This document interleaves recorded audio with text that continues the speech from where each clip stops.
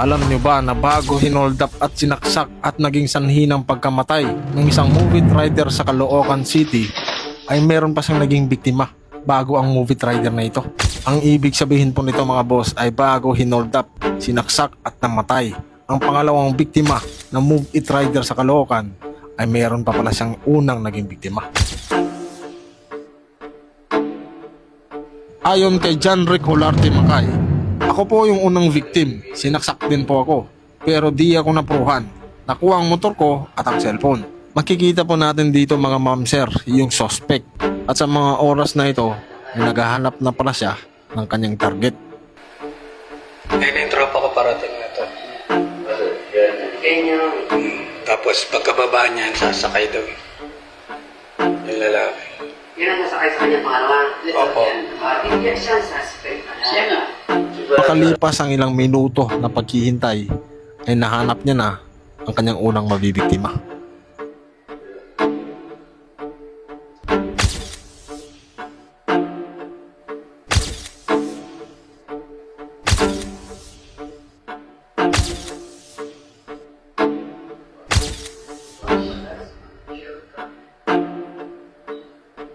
At ayon pa sa isang post ni Sir John Rick Olarte Macay, ako po yung unang biktima ni Jeffrey Katakutan. Sinaksak din po ako at kinuha motor ko July 4, 12:15 AM. Naisampa ko na rin po ang kaso, pasalamat lang po ako at di po ako napuruhan sa saksak sa akin. Ngayon mga mamen sir, matapos mabiktima ng suspect si Sir John Rick Olarte Macay, ang ganyang pangalawang naging biktima naman ay si Sir Farbio Norberte Jr.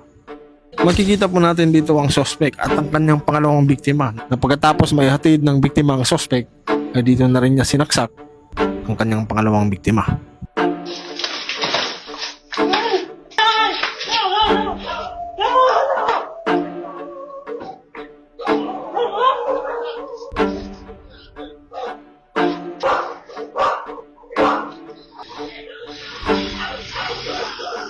Ngayon mga ma'am and sir, makikita natin dito sa isang CCTV footage ang biktima na kung saan humihingi siya ng saklolo habang tumatagas ang dugo sa kanyang katawan.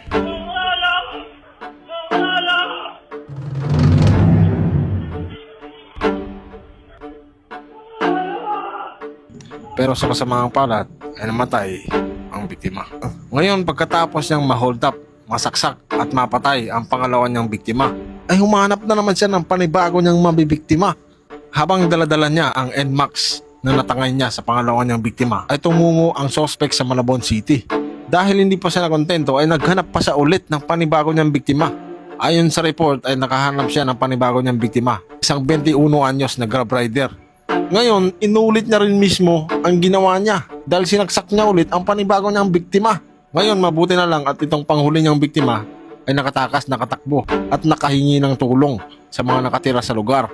At doon siya nahuli, doon siya na corner at doon nabugbog bago na i-turn over sa police station ng Malabon. Sa totoo lang po mga ma'am sir, dati hindi rin po ako sangayon sa death penalty. Pero ngayon, mas maganda siguro kung ibalik na nila ang death penalty. Kasi tignan nyo naman, ang mindset nitong mga kriminal na ito, pag nakagawa sila ng kasalanan, makukulong lang naman ako. Ilang taon ngayon, makakalaya rin ako. Katulad nito si Jeffrey, dati na itong nakakulong. Pero anong ginawa pagkatapos niyang lumaya? Ginawa ulit. Hindi lang sa isang tao. Inisip niya, makukulong lang naman ako eh. May libreng pagkain, libreng tulugan. Pagkatapos nito, makakalabas rin ako. Ang nakakalungkot pa dito, marami silang napiperwisyo, nadadamay ng mga taong lumalaban ng patas. Katulad po nito, yung pangalawang biktima. Meron siyang anak na batang lalaki at merong sakit na autism. Ngayon, kaya siya nagsisikap, kaya siya kumakayod kasi meron siyang pangarap na makapag-abroad at may paggamot ang anak niya. Ngayon, namatay na siya. Wala na rin yung asawa niya. Ibig sabihin, tuluyan ng naulila yung bata. Sabihin man natin na merong tutulong dun sa bata. Pero, hindi na natin may babalik yung buhay na nawala. Tuluyan na siyang naulila sa mga magulang. Habang yung nakapatay sa kanya, buhay pa. Dami ng krimen, mga brutal na nangyayaring krimen sa Pilipinas. At yung iba, paulit-ulit na lang nilang ginagawa na para bang wala na silang takot na gumawa ng kasalanan kasi alam nila na masarap rin ang buhay nila sa loob. Samantalang yung mga buhay na kanilang naperwisyo, wala na. Kasi kung hindi matatakot ang mga kriminal na to, gagawa at gagawa pa rin sila ng hindi maganda.